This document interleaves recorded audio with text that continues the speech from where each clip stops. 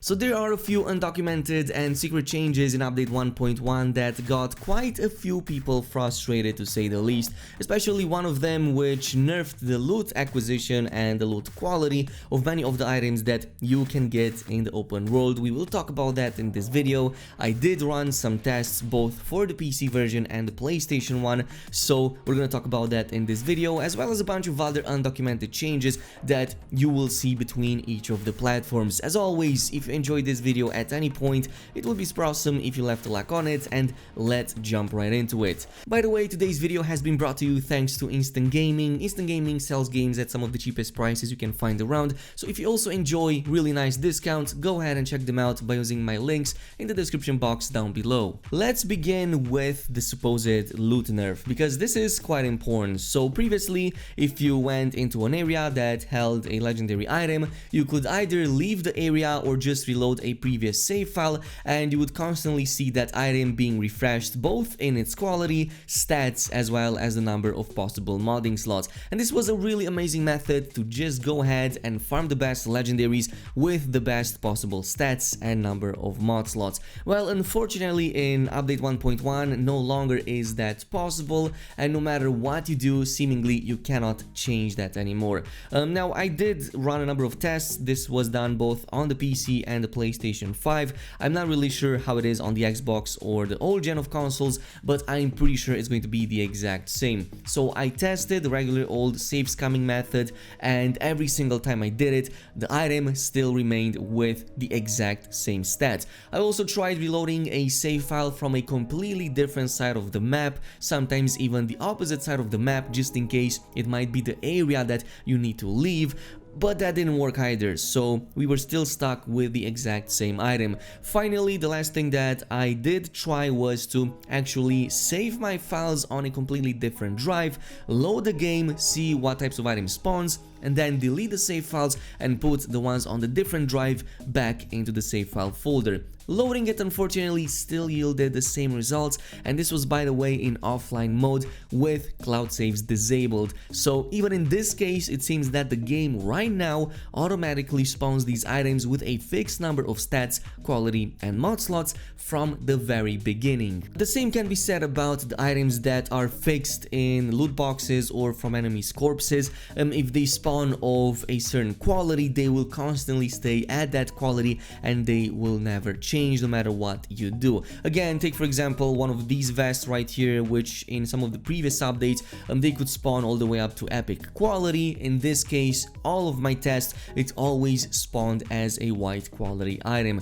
And the same goes with items that might be on the ground, like the ones that are fixed in position, and the only ones that differ from this are the items that randomly drop from enemies' corpses. So for example, if you kill an enemy and that enemy drops a weapon, that weapon can indeed spawn of a different quality. And all of this also lead me to believe that this was an unintended bug, and it's probably not something that CD Projekt Red wanted to implement, but it just seems that there is a ton of new bugs that were added with update 1.1. And speaking of new bugs introduced with update 1.1, one of them is with Takemura, which seems to affect a ton of players out there. So if you're before the point where you do that mission with Takemura at one of the Arasaka bases, you might encounter a really annoying bug where he calls you but he never gets to speak, hang up, and you're pretty much stuck in that conversation without being able to progress or even jump. So until CD Projekt Red comes in and fixes that, I definitely suggest to go ahead and maybe do a backup of all of your save files just in case, because it can definitely affect even your previous save files if this happens to you. Now, since we were talking about, of course, exploits and farming the best loot possible, the good news on the other hand is the fact that there are still a few exploits still left in the game. And to be more specific, yes, the duplication glitch still absolutely works. I did go ahead and try it, and I haven't noticed any changes compared to the previous patches. So if you go in and sell those maps, assuming that you gathered a few of these from the previous update, you are going to be able to sell these these at the full 4,000 mark price and also rebuy them at about $5 per piece. By the way, the duplication window also still works, though on the PlayStation 5 I've noticed that it did slightly change. So while previously you had to press triangle and pause at the very same time, there's now a small delay for the triangle interact button. So what this means is you need to first press the triangle button and then like a few milliseconds later follow up with the pause button so that you can enter the same screen as before, the one with the transparent background that lets you repurchase the same items an infinite amount of times. So this is the only change that I did notice on the PlayStation 5. On the same note, when it comes to XP farming glitches, I'm pretty sure that most of these still work, especially the XP farming method for leveling. That still works, is the one that we covered about 3 weeks ago. I did test it out. The same groups of enemies still respawn very quickly and they still give you similar amounts of XP as they did in the past, as well as that street cred.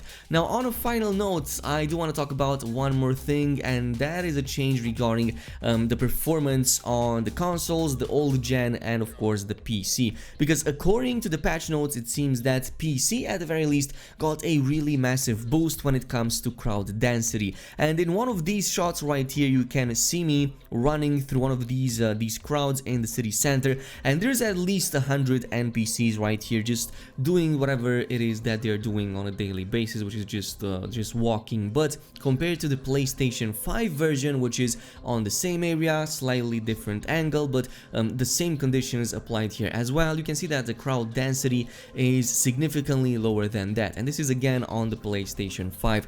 It still looks like pretty alive, it still looks like a pretty decent density, it's just that it's nowhere near comparable to the one on the PC, and the same could be said about other areas that are absolutely packed to the brim on the PC right now with the current version of the game, at the very least at the maximum settings. Now I do hear that on the base consoles, on the PlayStation 4 and the Xbox One, some of these densities have been removed to the point that yes, it improves quality and performance, but it ruins immersiveness a little bit, because now you're stuck with a pretty empty world out there, which I'm pretty sure not that many people out there enjoy. So if you're playing on that version of the game, maybe avoid updating the game as of now, just in case you want to have that decent crowd density, or if you're looking for more performance at the cost of crowd density, among other things, yeah, you can go ahead and just apply update 1.1.